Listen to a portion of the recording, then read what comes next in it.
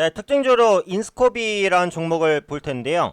이 종목이 원래 이제 알뜰폰이라든지 뭐 스마트 그리드, 그다음에 뭐 바이오 이런 산업들을 이제 통신과 함께 좀 복합적으로 영위하는 기업이에요. 뭐 실적도 이렇게 많이 나는 종목도 아니기 때문에 뭐 시장의 기대감이 그다지 있었던 종목은 아닙니다. 근데 오늘 같은 경우 이제 줄기세포를 활용한 발목 촉진 관련된 특허 이슈로 상한가까지 갔어요. 그래서 이에 대한 모멘텀이 왜 이렇게 좀 강하게 반영되는 것인지, 그럼 앞으로 어떤 그 실질적인 영향이나 이런 부분들을 끼칠지, 이런 부분들 한번 얘기해 보도록 하겠습니다. 우선 이제 관련 내용을 보면 말씀해 드린 대로 그 탈모 개선과 치료에 효과적인 그 발목 촉진을 위한 생체 식림용 임플란트에 관한 특허를 한국과 일본에서 동시 취득했다. 이게 내용입니다. 그래서 관련된 내용을 보면 발목 촉진을 위한 생체 식림용 임플란트 특허 이거예요. 발목 촉진을 위함입니다. 촉진. 생체 식림용 임플란트 특허를 냈다는 거예요. 한국과 일본에서 동시에 취득했고요. 지금 보시면은 탈모는 사실 예전에 이제 한 40대나 50대 넘어가서 그 중장년층들에게만 나타나는 현상이다. 이게 이제 10년 전만 해도 일반적인 인식이었죠. 근데 요즘에 보시면은 그 젊은 층에서도 탈모 현상이 굉장히 많이 나타납니다. 연예인도 탈모에 대한 걱정이 있다. 뭐 탈모약을 먹거나 혹은 이제 그 모발 이식을 한다. 뭐 이런 기사들도 많이 나왔고요. 요즘에는 이제 선천적인 탈모도 있지만 후천적인 탈모, 스트레스성 탈모 이런 부분들도 계속해서 문제가 되고 있어요. 근데 이런 탈모들이 일시적인 탈모로 인해서 잠깐 빠졌다가 나는 경우도 있지만 이게 영구 탈모로 진행되는 경우도 굉장히 많거든요. 그리고 실질적으로 이제 탈모가 진행이 되면은 탈모가 진행된 부분에서는 사실 더 이상 머리가 나지 않습니다. 기본적으로는 이제 모근이 손상되고 그 안에 있는 세포나 이런 부분들이 없어져 버리는 부분이기 때문에 결국은 이제 머리가 있는 곳에서 그러니까 뒷머리나 이런 부분들을 이제 모발을 채취해서 그걸 이제 앞머리에 옮겨 신거나 하는 게 지금의 그 모발 이식이에요. 그러다 보니까 이제 탈모라는 것이 처음에 일어나지 않으면 좋겠지만 한번 이게 진행이 되게 되면 약으로 인해서 이걸 멈추거나 늦출 수는 있습니다. 하지만 탈모가 없던 상태로 돌릴 수는 없어요. 그건 모발 이식 방법밖에 없거든요. 그리고 헤어라는 게 그 외모에서 차지하는 비중이 굉장히 크잖아요. 특히 한국 같은 경우에는 모발에 대한 그런 민감도가 굉장히 높기 때문에 일단은 머리 벗겨진 사람을 싫어하는 부분이 있어요. 그래서 예전에 이제 그 탈모 치료제를 개발하면 뭐빌 게이츠나 워렌 버핏 뛰어넘는 부자가 될 것이다 이런 말도 많았었는데요. 어, 이번에 이제 나온 내용을 보면은 그 줄기세포 관련된 내용인데, 그러니까 줄기세포 같은 경우 그동안 다양한 분야에서 효능을 인정받아 오긴 했습니다만 압류발이라든지 이런 부작용이 있었어요. 그런데 이번에 나온 인스코비의 그 발모 특허는 체내 이식 용기에 삽입된 줄기세포가 다른 부작용 없이 발모 효과만을 극대화할 수 있게 설계됐습니다.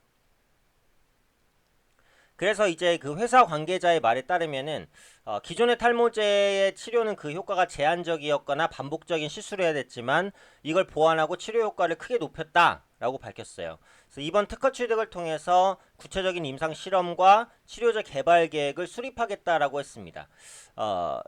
이제 특허를 낸 단계니까 이게 이제 실질적으로 상용화가 되려면 지금 말씀드린 대로 임상실험이라든지 이런 개발 과정을 굉장히 많이 거쳐야 돼요. 그렇기 때문에 지금 시점에서 이게 이제 인스코비의 혁신적인 수익원으로 나아갈 것이다 이렇게 보기는 어렵지만, 이런 특허라든지 신약 이런 부분의 모멘텀이 시장에 강하게, 그러니까 종목에 이렇게 상한가처럼 강하게 반영되는 경우가 두 가지가 있어요. 첫 번째는 가능성.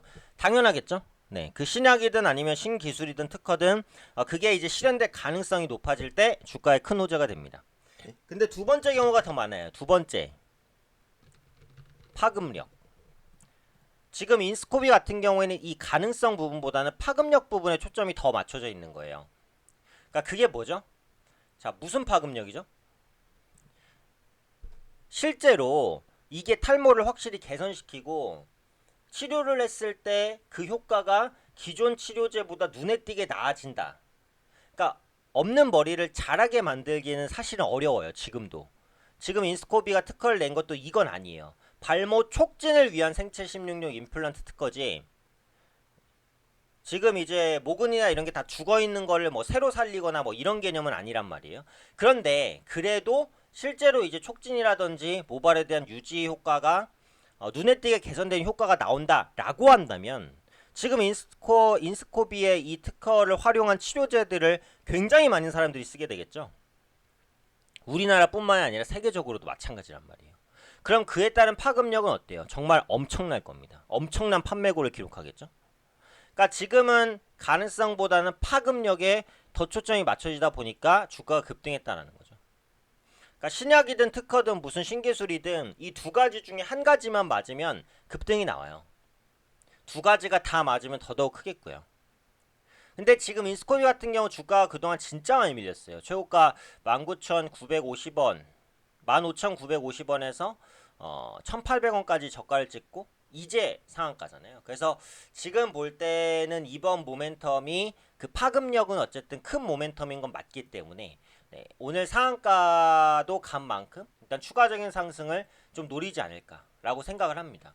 물론 이런 부분들이 실적 개선까지 이끌려면 시간이 좀 많이 필요해요. 그래서 지금도 인스코비는 이제 흑자를 제대로 내지는 못하고 있어요. 그래서 적자 기업이기 때문에 이게 이제 실적까지 연결되려면 시간이 좀 많이 필요하겠지만 이 파급력적인 부분 그리고 탈모에 대한 고민이 크다라는 부분에 대한 집중도가 있기 때문에 이런 부분들이 향후 주가에는 조금 더 상승 탄력으로 작용할 수 있지 않을까 싶습니다.